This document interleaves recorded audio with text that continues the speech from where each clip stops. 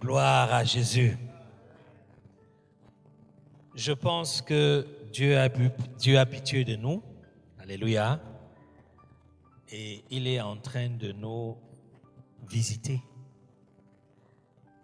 Tout ce que nous devons faire, c'est de ne pas rater ce moment de la visitation de Dieu. Nous avons vu essentiellement deux grandes choses. Ce que Bienvenu a enseigné, c'était la doctrine du salut en fait. Quelle est la doctrine du salut que tu as acceptée? Et quelle est la doctrine du salut que tu prêches, en quelque sorte?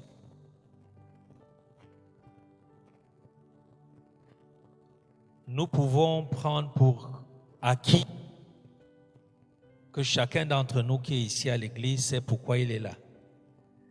Mais je vous assure que ce n'est que prendre pour acquis. Alléluia. Il y a des présomptions de salut qui doivent être revisitées. Il y a des personnes à qui on doit donner encore la chance de vraiment croire maintenant, disons-le comme ça. En revenant sur ces fondamentaux, c'est quoi réellement donner sa vie au Seigneur? Quand tu dis que j'ai suivi le Seigneur, là, ça veut dire quoi? C'est en fait ce que le pasteur Bienvenu nous a enseigné toute cette journée-là. Je préfère, le moment venu, nous allons le réécouter pour entendre cela de sa propre bouche. Et la deuxième chose pour laquelle le Seigneur nous a réunis, nous étions là-bas en tant que des dirigeants. Alléluia. Nous étions là-bas parce que nous sommes des dirigeants. Et un dirigeant, c'est quelqu'un qui dirige quelqu'un. Alléluia. Un dirigeant, ce n'est pas un titre. Quand on dit que tu es dirigeant, ça veut dire que tu peux dire que je dirige celui-ci. Je dirige celui-là. Ce n'est pas un titre. Et je crois qu'on était déjà arrivé au niveau du dirigeant, un titre. Je suis dirigeant, c'est tout. Mais dirigeant de quoi? Je dirige quoi? Et je pense que l'une des choses par laquelle le Seigneur avait commencé de nous parler, c'était que Dieu ne peut pas ajouter là où on ne sait pas garder. Alléluia. Dieu ne peut pas ajouter là où on ne sait pas garder. En réalité, dans tous les domaines, Dieu ne te donnera jamais au-delà de tes capacités, des preuves que tu as données que je peux garder ça. Alléluia. Donc, quelque part, ta fidélité va délimiter jusqu'où Dieu peut aller avec toi. Amen. Je peux garder 2, il va rester avec moi à 2. Amen.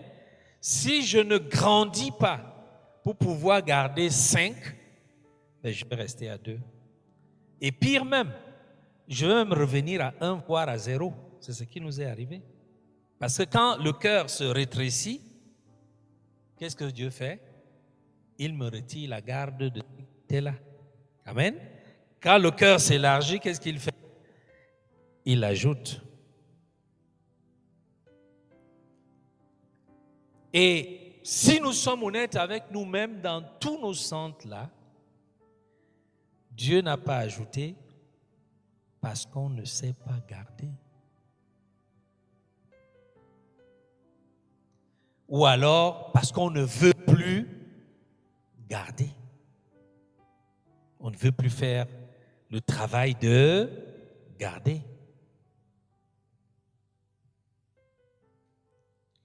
Et nous sommes arrivés dans un point dans nos centres où, dès qu'une brebis a un problème, vous êtes déjà sûr que vous avez perdu celle-là. Parce que il n'y aura personne pour aller s'occuper de ce problème. Il n'y aura personne qui va dire, moi je veux suivre. Pourquoi ce frère-là, on ne le voit plus? C'est quoi le problème? Je vais aller écouter, je veux savoir, je veux m'investir, etc., etc. Ça, on a d'abord commencé par refuser de le faire. Et après, on a fini par oublier comment on le fait. Alléluia. Voilà ce qui nous est arrivé. Et nous sommes là à ces moments de répétition-ci, nous sommes là à cette phase-ci pour plaider avec le Seigneur, pour nous recorriger et pour aller recommencer là où nous avons échoué. J'avais lu le passage de Genèse chapitre 2, verset 5. Si vous vous souvenez.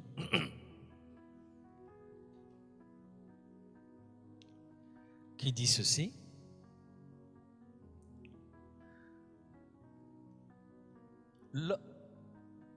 Genèse 2, verset 5.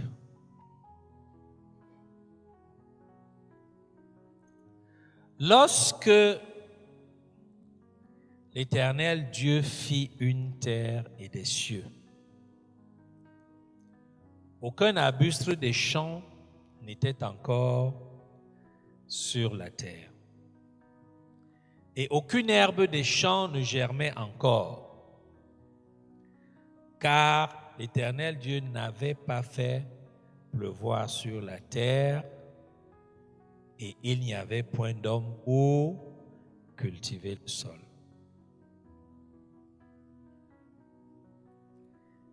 Ça, c'est un principe fort que le Seigneur nous donne ici dès le commencement. La Bible nous dit que dans la création, les cieux et la terre avaient d'abord été créés, vous vous rappelez, non? Après, les arbustes ont poussé, la mer a été faite. Mais il nous dit ici que tout ce qui est productif, c'est-à-dire tout ce qui nécessitait une attention, ne pouvait pas encore être fait à ce moment-là. Alléluia. Pourquoi? Parce que il n'y avait pas encore la pluie pour s'assurer que si on plante, ça va pousser. Mais bien plus, il n'y avait pas l'homme qui devait prendre soin de cette production-là. Notre Dieu va toujours d'abord travailler l'homme avec qui il va travailler. Alléluia. Ça sera toujours sa méthode. Donc, chaque fois que Dieu va vouloir arriver à un certain résultat, produire un réveil, faire changer une situation, qu'est-ce qu'il va faire? Il va d'abord commencer par changer les hommes par qui cette chose-là va arriver. Alléluia. Et c'est exactement ce qu'il veut faire avec nous maintenant.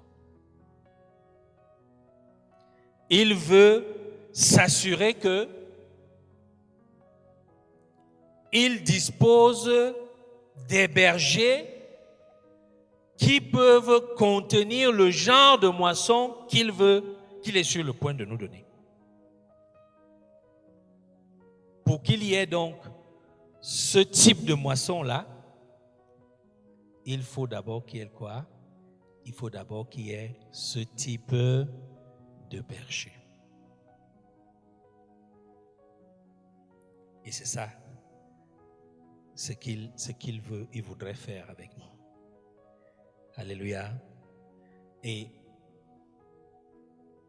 on avait pris ce deuxième exemple, c'était celui du serviteur et des talents, dans Matthieu chapitre 25, verset 23, où il avait été dit à celui qui avait pu multiplier, à ceux qui avaient pu multiplier les talents, dont celui qui avait multiplié les 5 et celui qui avait multiplié les 2. La même mention. Qu'est-ce que le Seigneur leur a dit? C'est bien. Dis c'est bien. Bon et fidèle serviteur. Tu as été fidèle en peu de choses, alors je vais te confier beaucoup. Entre dans la joie de ton maître. Donc, tant que je ne suis... Ça rejoint ce qu'on dit depuis le début là. Tant que je n'arrive pas à être fidèle avec le peu qui est là, je suis en train de dire que le beaucoup ne va pas arriver. Alléluia. Parce que c'est ma fidélité dans le peu qui est là, qui est la semence pour l'arrivée du beaucoup qui doit venir.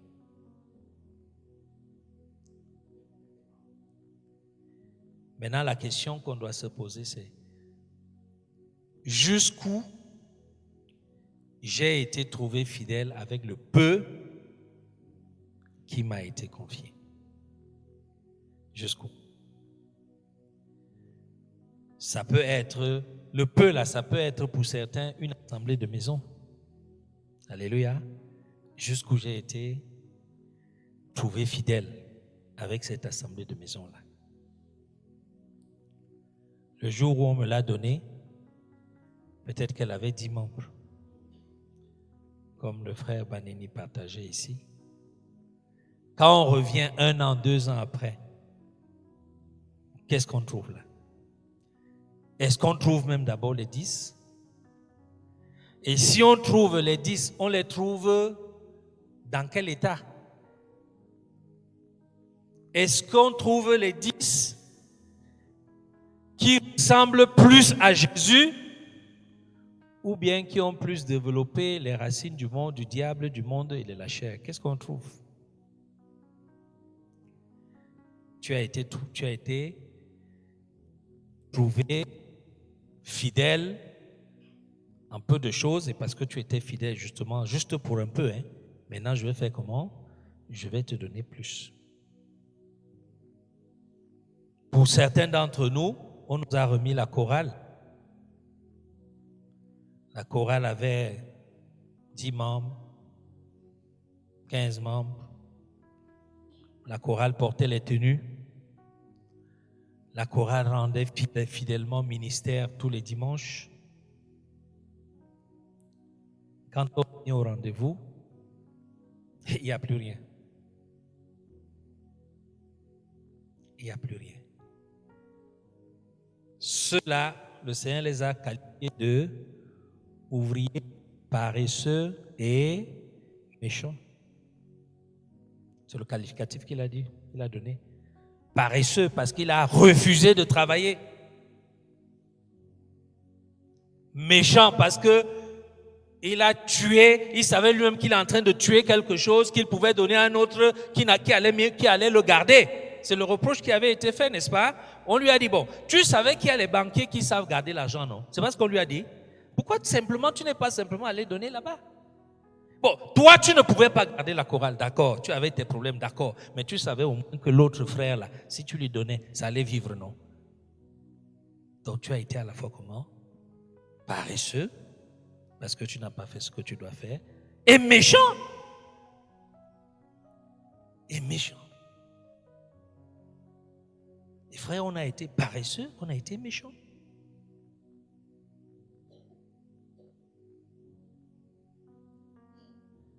Frère, on n'a pas besoin d'être 5 pour qu'un centre bouge. Alléluia. Laissez-moi vous dire ça. On n'a pas besoin d'être combien? 5 là. 1, 2 personnes qui ont la vie dans un centre, je vous assure, ce centre-là se met en marche. Il se met en marche et tout de suite. Parce que la vie appelle la vie. Et la mort entraîne la mort. C'est tout.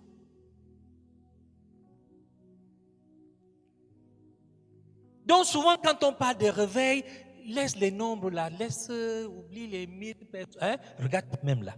Dès que toi seul là, tu es en feu, c'est le feu partout. Voilà le secret. Alléluia. Je me mets en feu et ce que je fais est en feu. Et le feu de ceci, il est contagieux. Hein? Le feu est comment? Il est contagieux. Quand on est à côté d'un homme en feu, on est en feu. Même si on est glacé, ta glace là se dissout. Alléluia.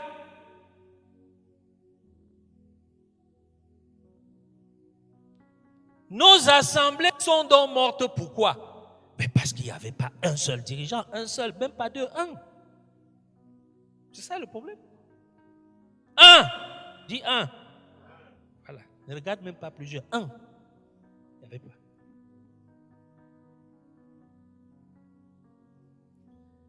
Parce que quand il y a le un là, il va avoir la vie là-bas. Il va avoir quoi là-bas? Il va avoir la vie là-bas. Et quand il va avoir la vie là-bas, il va avoir la multiplication là-bas. Je me rappelle, vraiment c'est des choses qui déchirent le cœur, même qui font, je ne sais même pas, bon, c'est l'heure de la saison de grâce. Il y avait une époque en Kondongo par exemple. Mais on savait implanter les assemblées. C'est vrai ou c'est faux? Hein? On savait dire que le territoire, si on va le pénétrer, et on le pénétrait, c'est vrai ou c'est faux? Mais maintenant, quand vous venez là, on vient là, on se réunit là pour faire quoi là? Pour lutter, c'est pour ça qu'on se querelle entre nous. Parce qu'on a perdu le Nord.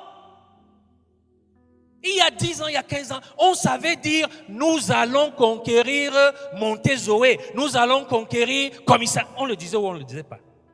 Hein? On le faisait même ou on ne le faisait pas? On désignait que tel va être celui qui est là-bas. C'est pas ça?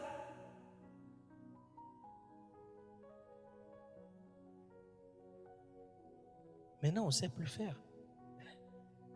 C'est-à-dire que maintenant, on a perdu on appelle ça le know-how. Hein? C'est-à-dire qu'on a perdu la technologie, on ne sait plus faire. C'est ce qu'on disait dans le séminaire. Qu'à force d'embrasser la carrière de mercenaire, finalement le mercenariat t'emporte au point où tu ne sais plus faire ce que tu savais faire avant. Ce n'est même plus au programme.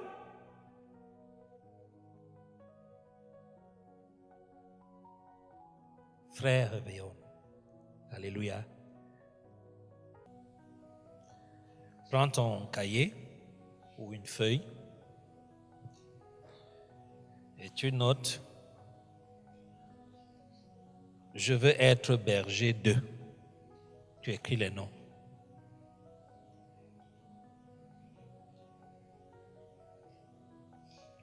Je veux être le berger de. Si c'est une personne, tu mets le nom de la personne. Si c'est 2, c'est 3, c'est 4, tu mets. Ça peut être quelqu'un qui n'est même plus là maintenant. Alléluia. Ça peut être quelqu'un qui est dans les Sissongo. Là. Je vais être berger 2. Et ton premier travail, ça sera de prier pour celui-là chaque jour, pour ta petite liste là. Alléluia. Chaque jour, je prie pour ces 2, 3, 4, 5 personnes là. Une des choses que vous devez faire, j'espère que vous avez fait ça quand vous avez fait votre première réunion dans vos centres,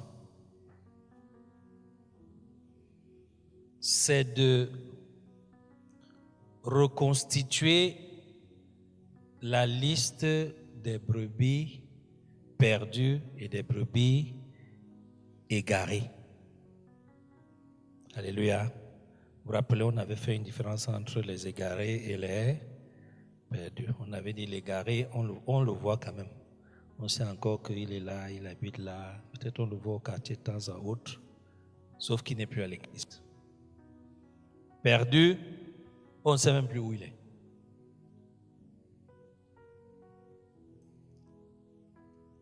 Frère, il y a des brebis perdues pour lesquelles nous sommes vraiment coupables. Je parlais avec je ne sais plus qui de Kondongo. Au nom de quoi un enfant, par exemple, du frère Simbo peut se perdre? Et nous, on est là. S'il se perd encore qu'il a refusé l'évangile, il a refusé, on peut comprendre. Mais il se perd juste parce que personne de nous n'est allé le chercher. Frère, c'est grave. Mais ça, on est pasteur de quoi? Qu'est-ce qu'on fait là? Et dans toute une communauté de ses frères, il n'y a même pas un seul parmi nous qui a le cœur que je m'en vais le chercher.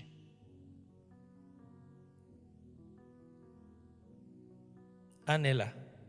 Maman Guégou était avec nous, elle s'en est déjà allée. Au nom de quoi un enfant Guégou peut se perdre? Et nous, on est là. Pas parce qu'on est allé, il nous a chassés, il nous dit je ne veux même plus. Non, juste parce que dès qu'il a pris son sissongo là, personne pour aller le chercher. Personne.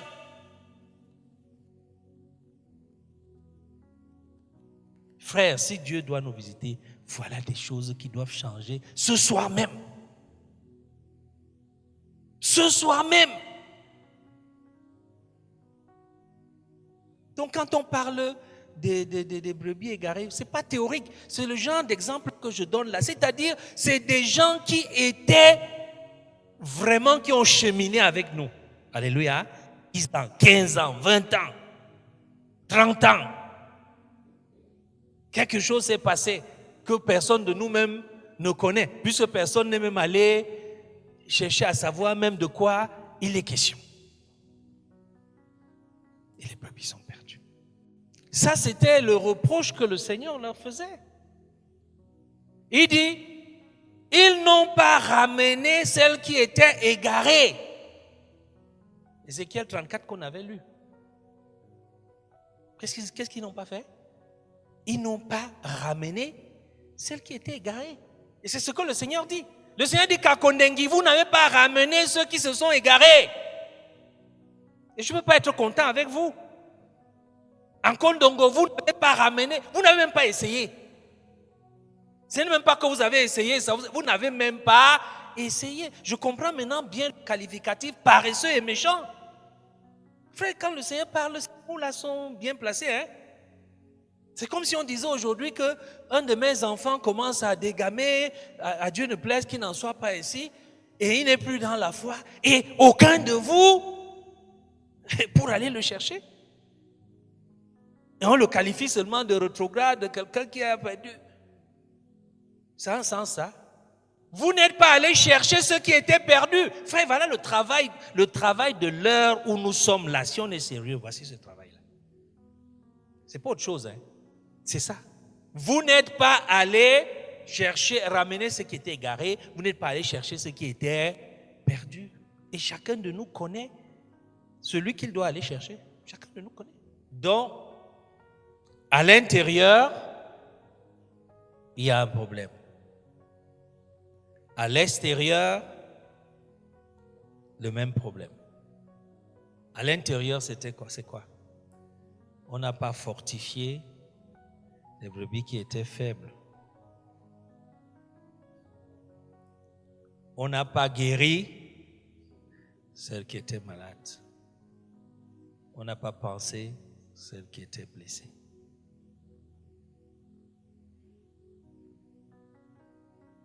Et on a expliqué que nos centres sont remplis de brebis faibles. Et le travail du bon berger, c'est de faire en sorte que la brebis faible d'aujourd'hui soit la brebis forte de demain. Le travail du berger n'est pas de devenir le maître du commérage sur la faiblesse de la brebis. Ce n'est pas ça qu'on te demande. Ce qu'on te demande, c'est que par la grâce de Dieu, tu communiques quelque chose à cette brebis-là qui va faire qu'elle va passer de quoi? De faible à forte. David, pendant sa période de conquête du pouvoir, il avait réuni autour de lui des personnes de rien, n'est-ce pas? Des zéros. Aucun d'eux n'avait une qualification quelconque. Mais à la fin, on nous les présente comme quoi? Comme les héros, les vaillants hommes. Voilà notre travail.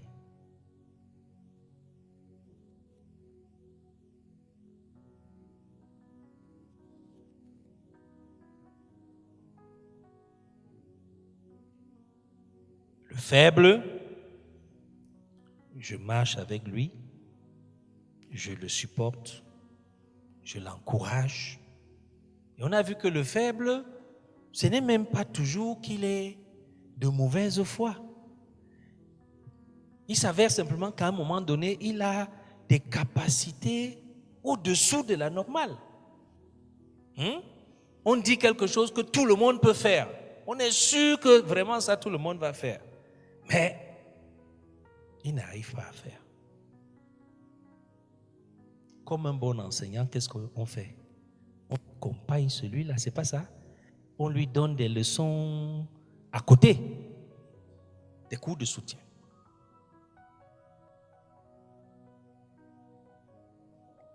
Mais parce qu'on est mercenaire, on n'a pas ce temps. C'est le mercenariat qui fait qu'on n'ait pas ce temps, frère. Le mercenaire, est-ce qu'il a le temps? Le mercenaire n'est intéressé que là où ça produit. Est-ce qu'il a le temps qu'il va perdre le temps ici, mettre le fumier, mettre l'engrais, Il a ce temps-là? Il n'a pas ce temps.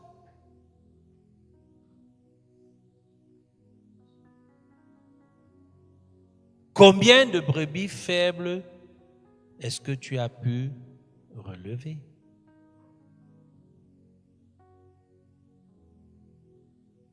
Aider à sortir la tête de l'eau.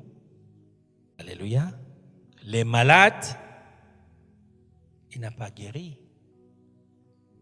On a vu que la brebis malade, c'était celle qui était emportée par les fausses doctrines, la rébellion, la tétudesse. Lui n'est pas faible, Lui, il est dans l'opposition. Mais entre-temps, ça le bousille spirituellement. Maintenant, Dieu dit que même comme il est comme ça. Frère, pendant que je lis les 5 premiers livres de Moïse, là, franchement, je suis abasourdi par Moïse. Alléluia. En réalité, je vois de plus en plus en lui une espèce de Jésus. En réalité, c'est de Jésus qu'on parle quand on parle de lui, là, dans de ces passages-là. Nous voyons comment il a été patient avec ses frères, n'est-ce pas? C'est-à-dire, ses frères désobéissent à Dieu d'une manière flagrante. Le Seigneur dit, bon, toi quitte seulement, parce que la gifle que je vais donner là, il ne faut même pas que par hasard ça arrive, parce qu'elle sera tellement violente que ne sois pas à côté. Il dit, ouais Seigneur, comment tu vas les taper maintenant? Les gens vont dire quoi? Pardon Seigneur. Encore une seconde chance. Mais nos assemblées sont devenues de telle sorte que si tu n'es pas fort, tant pis pour toi. Tant pis pour toi. Le programme qui est là, c'est pour le fort. Si tu n'arrives pas à attraper le peuple pendant qu'il court, comme au Nigeria là. Au Nigeria, ils ont les vous voyez les Yas là, non? On enlève même la porte comme ça. Ça ne s'arrête pas. Hein? Quand ça arrive, il y a chez toi, ça ralentit. Banini, tu étais là-bas, non? Les trucs, ça fait seulement ça ralentit. Tu vois seulement comment quelqu'un il a sorti. Il est en train de partir pendant que ça. Les portiers. Ils n'ont pas pensé les blesser. Alléluia. On a dit les blessés sont ceux qui ont des problèmes émotionnels. Ils ont été déçus. Peut-être même dans l'église. Hein. Peut-être leurs problèmes là sont même nés là dans l'église. Ou bien ils sont venus avec. Mais en tout cas, ils ont le cœur qui pèse. Et ils crient, ils saignent, ils pleurent. Mais il y a personne auprès de qui il peut pleurer. Et on avait dit ce jour que le médicament du cœur blessé, vous savez ce que c'est? C'est l'écoute. Juste l'écouter, hein? Tu t'assois là, il parle. À la fin, tu dis Amen. Si sa tension était à 18, c'est déjà à 14. La prochaine fois, vous recommencez. Alléluia.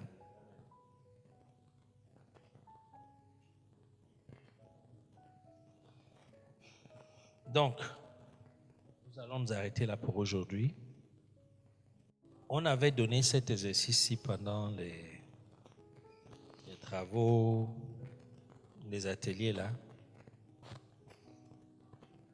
Mais faites particulièrement la liste des brebis égarées et des brebis perdues. Avec la stratégie sur qu'est-ce que vous comptez vraiment faire pour les deux groupes-là. Parce que frères, sur ces deux points-là, nous sommes très coupables. N'allez même pas chercher loin. Les noms sont là. Le genre de noms qui font mal au cœur, là, c'est là.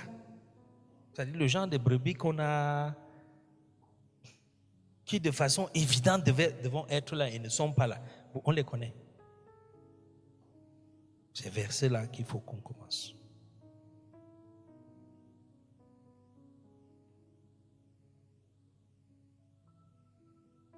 Et vendredi après vendredi, quand nous nous retrouvons, pleurons devant le Seigneur pour ces noms-là. Alléluia. Et vous allez voir. Il y a l'un d'eux qui m'a appelé. Hein. Vous voyez la grâce de Dieu? Je ne l'ai même pas cherché. Il est au village, loin. Il ne connaissait même plus où est le centre. Il me dit que le centre était encore où. Je dis, mais tu ne connais plus. Il m'a dit qu'il vient la semaine-ci. Quand on fait juste un petit pas comme ça, même dans le cœur, Dieu lui fait quoi? 1000.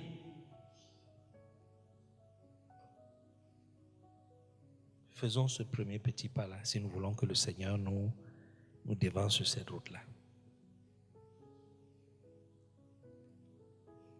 Alléluia.